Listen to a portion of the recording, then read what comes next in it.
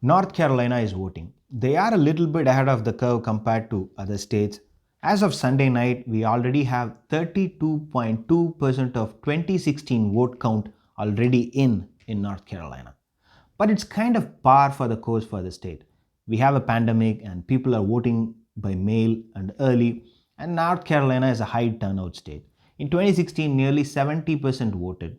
69% turned out in 2012, 71.5% turned out in 2008. So this year we should expect around 5 million people to vote in North Carolina, above the 4.7 million who voted in 2016.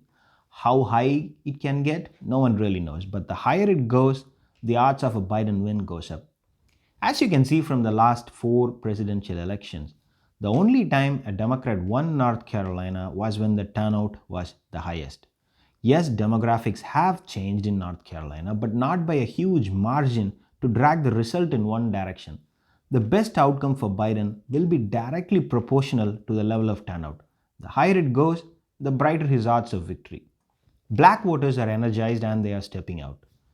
There were three factors that led to Hillary Clinton's loss. One is Hillary Clinton, second is black voter turnout, third is left channeling its fury by voting for third party candidates in large numbers.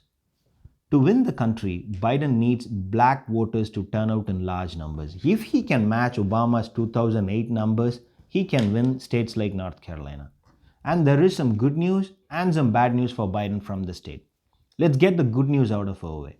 As of Sunday, 19th October, black voters are pulling slightly ahead of their white counterparts in the state. In North Carolina, we have 7.28 million registered voters this year, 64.1% white and 20.6% black. As of Sunday night, 1.5 million votes were received in North Carolina, both in person votes and mailed in ballots. Out of this, 65.2% was white voters and 23.08% was black voters. We can now say with confidence that black turnout will not reach Hillary Clinton levels.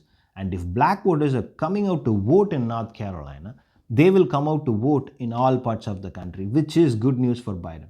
So, what's the bad news? It's not exactly bad news, but more of a warning that we cannot look at the current level of voting in NC and say that Biden will win the state. The state offers enough voting blocks for both Biden and Trump, and whoever turns out the vote will win. Biden is doing well with women and black voters, while Trump is doing well with white men and above 65 voters. So, who is going to turn out? Right now, all the four segments are turning out with equal energy: women, black voters, white voters, and seniors. So, what Biden has to do to win the state? He was in North Carolina yesterday, and Trump was there on Thursday, I think. Both campaigns understand the race is close and their candidates are visiting. To win, we need to look at what happened in the last four presidential elections in North Carolina. There was only one time in 2008 a Democrat won the presidential contest in North Carolina. And it's not a coincidence that it was the time when the turnout reached the highest level in the last four cycles, 71.53%.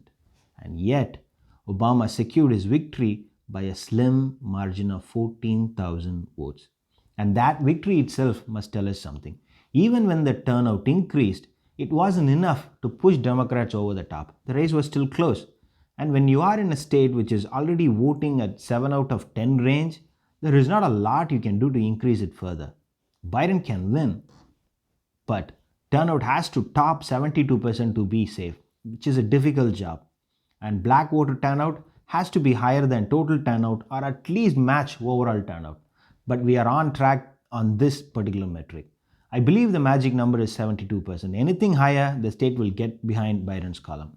There are 1.5 million registered black voters in the state. To hit 72% turnout, 1.08 million black voters must come out.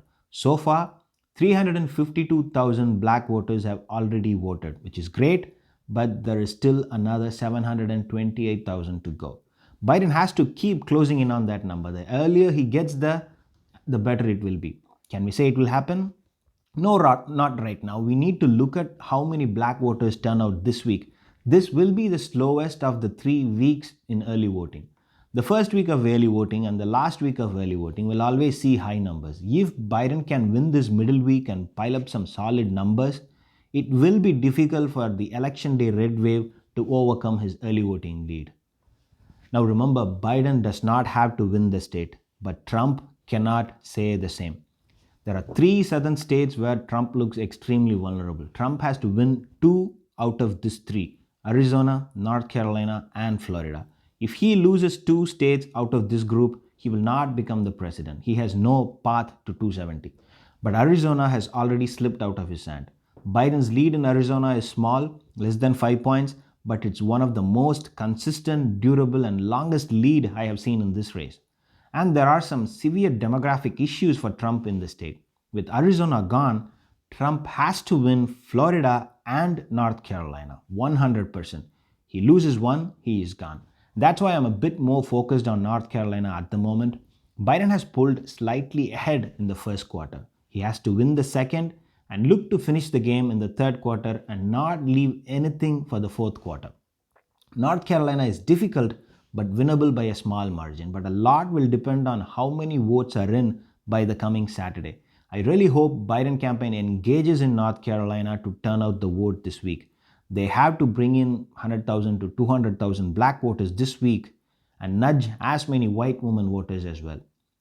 Biden is leading with a decent margin in North Carolina and Florida, but despite the lead, I believe both the states will be on razor's edge until November 3rd. The key for Biden to win both the states is to get as close as possible to 2016 turnout before November 3rd. Thanks for watching. If you like the content, please subscribe.